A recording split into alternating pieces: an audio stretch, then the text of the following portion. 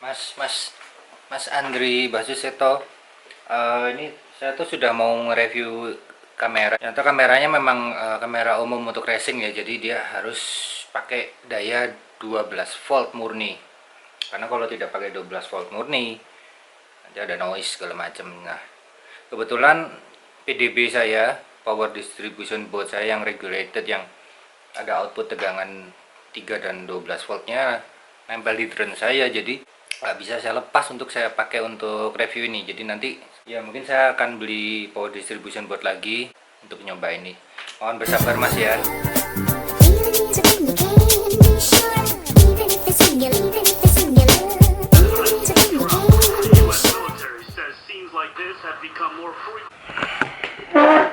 Sebenarnya agak parno juga pemirsa kalau lihat berita tentang drone di YouTube tuh ya.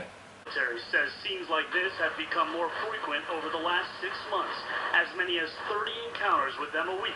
ISIS is now using commercial drones to drop grenades from above or to surveil coalition troop movements in Iraq. The drones are Ya, saking mudahnya, gampang beli drone dan harganya murah, itu seperti yang dibilang itu. Serem.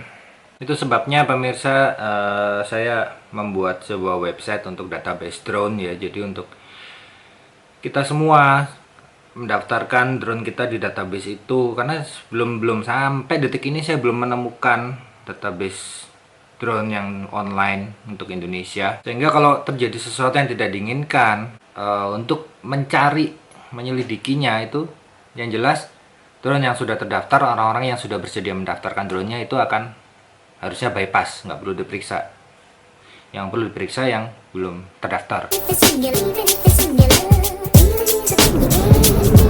Sebenarnya regulasinya sudah ada, sudah diatur oleh Peraturan Menteri Nomor 180 Tahun 2015. Nanti lampiran peraturan menterinya saya sertakan di deskripsi video ya, linknya. Termasuk juga di dalamnya itu larangan menerbangkan dengan ketinggian di atas 150 meter. Diatur dengan jelas, dengan tegas. Ya apalagi di area-area restriksi yang terlarang ya itu pasti nggak boleh. Tapi di area yang bebas, yang uncontrolled space, itu ketinggian maksimal drone yang diperbolehkan hanya 150 meter. Kalau melanggar ada sanksinya dong pasti. Dan sanksinya juga udah diatur, siapa yang memberi sanksi, pihak berwenang siapa yang akan memberi sanksi itu ada TNI dan Dinas Perhubungan Udara.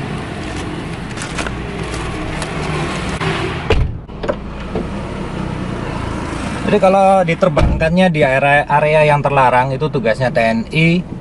Kalau di area yang tidak terlarang, yang tidak terkontrol dan melebihi ketinggian 150 meter, itu tugasnya Dinas Perhubungan Udara untuk memberikan sanksi. Sanksinya macam-macam, mulai dari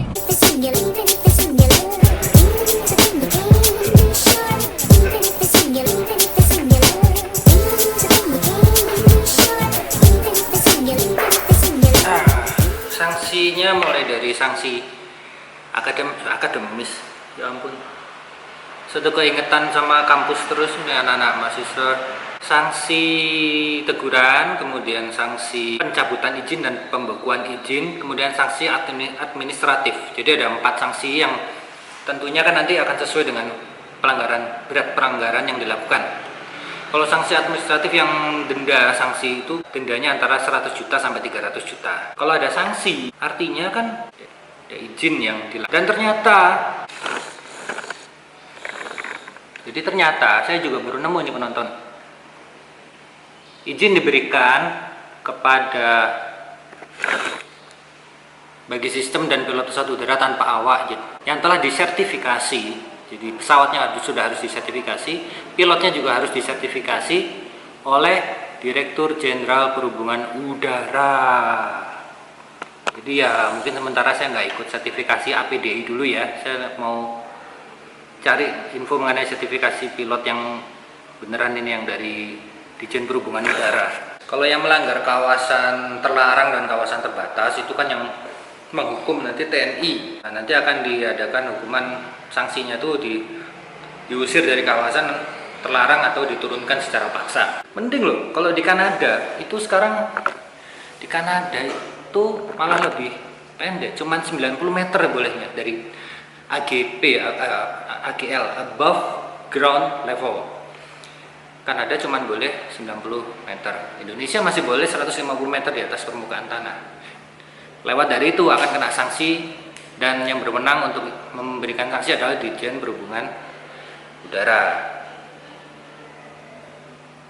150 meter itu kan tinggi ya, tinggi banget loh. Buat apa juga tinggi-tinggi?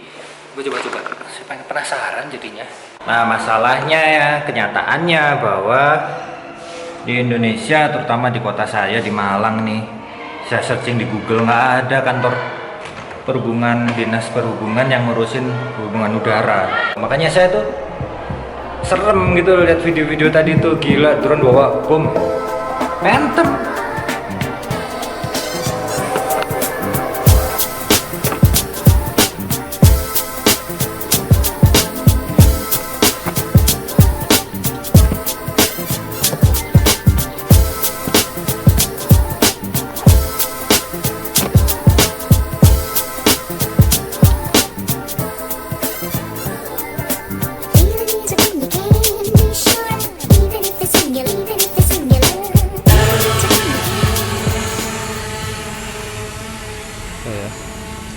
Sampai 150 meter.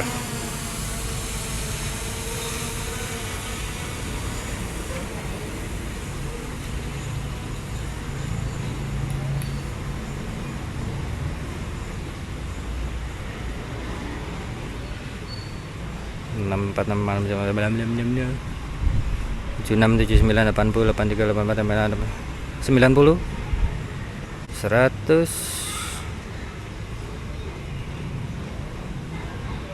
140, dikit lagi 150, dikit lagi, ayo naik 150. Nah, segini nih pemirsa, 150. Udah tinggi banget lu ini. Lu coba lihat ke bawah. Tinggi sekali 150. Tower aja masih di bawah 150 itu. Itu tower radio kayaknya. Ini juga ada tower tinggi nih. Dekat saya juga masih di bawah 150. Jadi wajar kalau 150 itu dianggap sudah sangat cukup dan tidak boleh terbang lebih dari 150 meter itu. Ya sangat-sangat cukup. Ini ketinggian ideal ini untuk videografi dan foto aerial.